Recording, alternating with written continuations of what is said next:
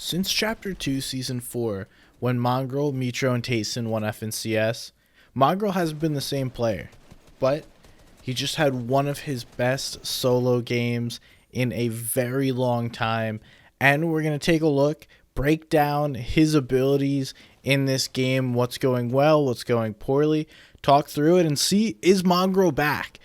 Based on what I've seen, I'll let you guys know at the end.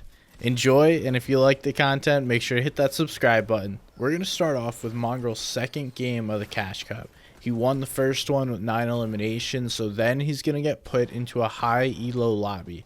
There's Storm Surge, there's lots of players in these moving zones, and he's going to have to navigate this very, very well in order to survive. One thing that's evident from watching this game here from Mongraal is his quick Twitch reactions and plays are still there. He still has that incredible ability to flick, hit shots, and not only that, but while he's building, he's so precise in saving all his materials, placing only what he needs to instead of trying to spam build and protect himself. He's confident in his ability to place builds and is going to consistently do this throughout the games that we watch. Now, I just want to go back here and point this out. Mongraal stays within his builds, and this is something that Tayson does so well, making sure he's only going to take shots and make himself vulnerable while also going for eliminations from within his own builds. This is something that I've seen improvement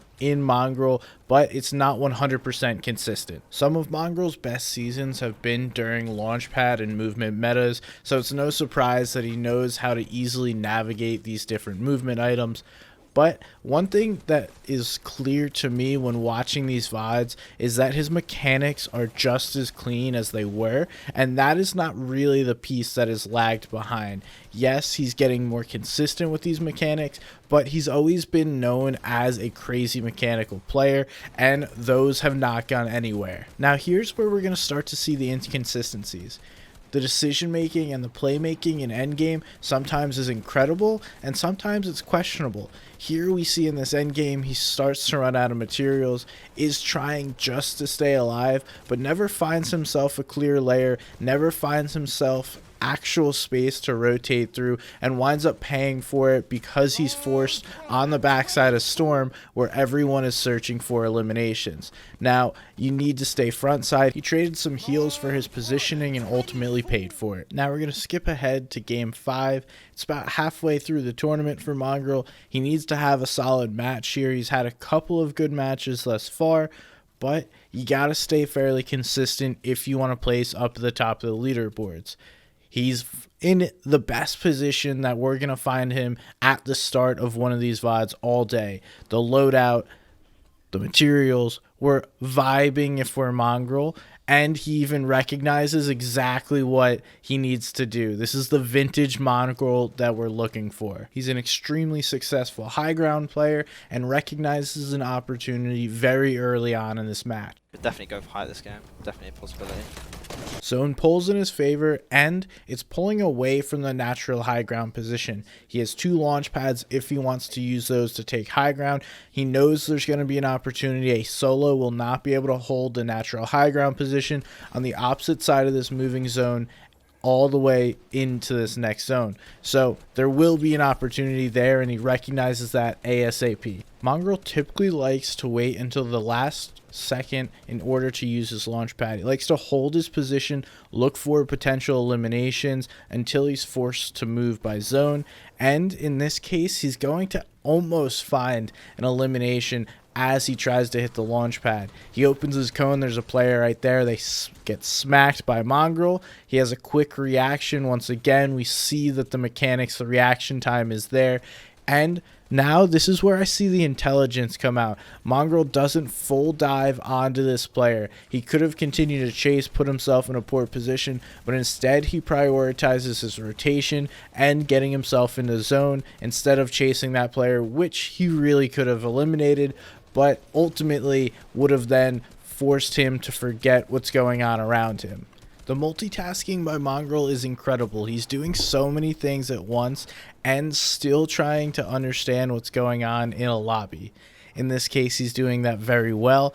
And One of the key pieces that we see here is once he pads, he looks for high ground. He didn't want it in the previous zone. He knew it would be too many mats. It would be too contested. And now he goes ahead and takes it. It's relatively free, and he gets an elimination on the way.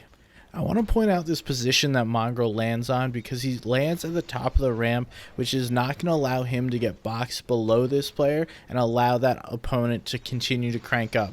He forces this fight, boxes it up really quickly, and protects himself, then goes right back to grab the high ground. The rest is clinical for Mongraal here. He's on high ground. He's just going to continue to spray down. And you guys may be asking yourself, well, what can we learn from this?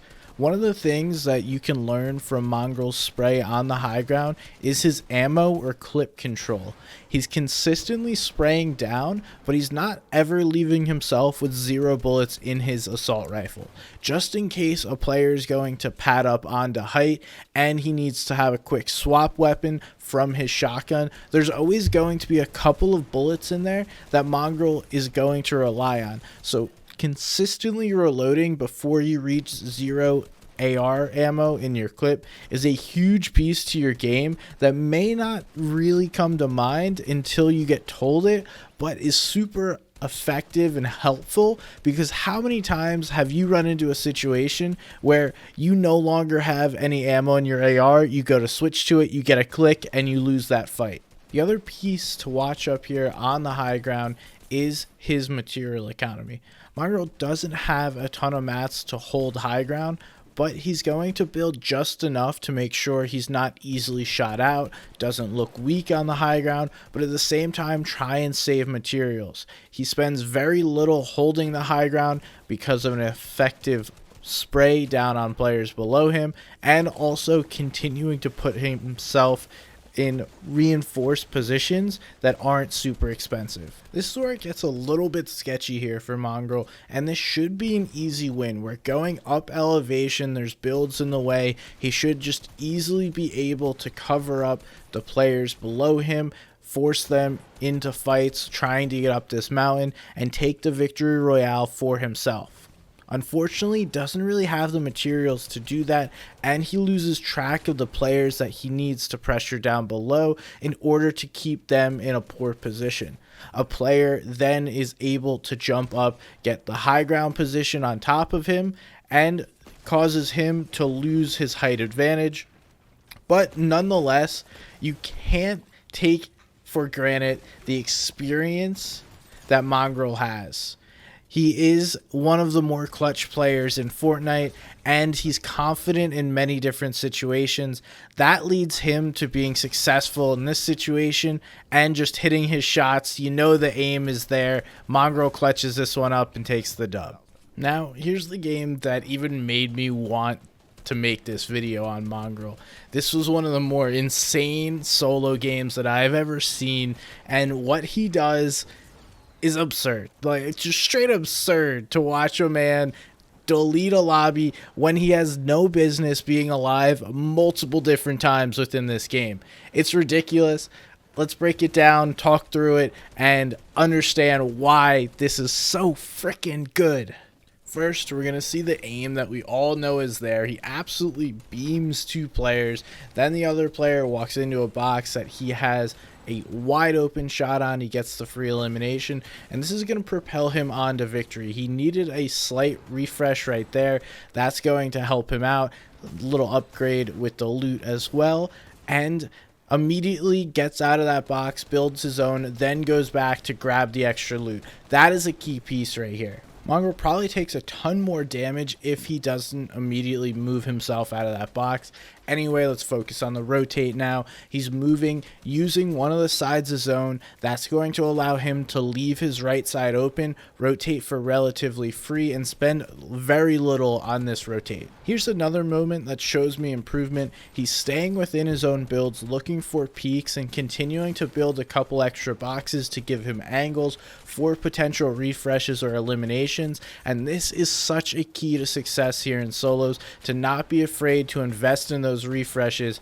Even though it doesn't necessarily happen every time, Mongraal is protecting himself, making sure he's staying alive within this game. Now, as I say that, he also does the opposite right afterwards, and we can see he pays for it. He jumps onto a layer that he has no vision of, and he's forced to run away. Luckily, he has enough mats and literally some crazy mechanical skills in order to get him away. He's putting enough layers between him and his opponent and sneaking just a little bit in order to get himself out of that fight. Manages to get himself safe and then heal up. I'm the best one here, and that's on mum. Now, let the pop-off begin. These are the moments that we live for and know Mongraal for. Just absolutely nailing shots and making incredible plays here in the endgame.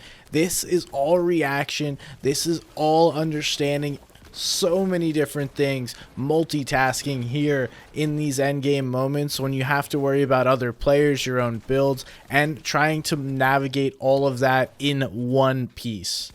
Multiple times here, he finds a way to escape, give himself a moment, and then heal back up using all of those heals. That's a rare thing to do. A lot of players continue to panic, put themselves in worse and worse situations until they wind up getting eliminated. We can see here Mongraal is cool, calm, and collected in these moments, giving himself an opportunity to breathe, reset, heal up, and then continue to go. Mongraal's pretty limited on builds, so he's going to use the building next to him as cover and also going to go for a slight refarm.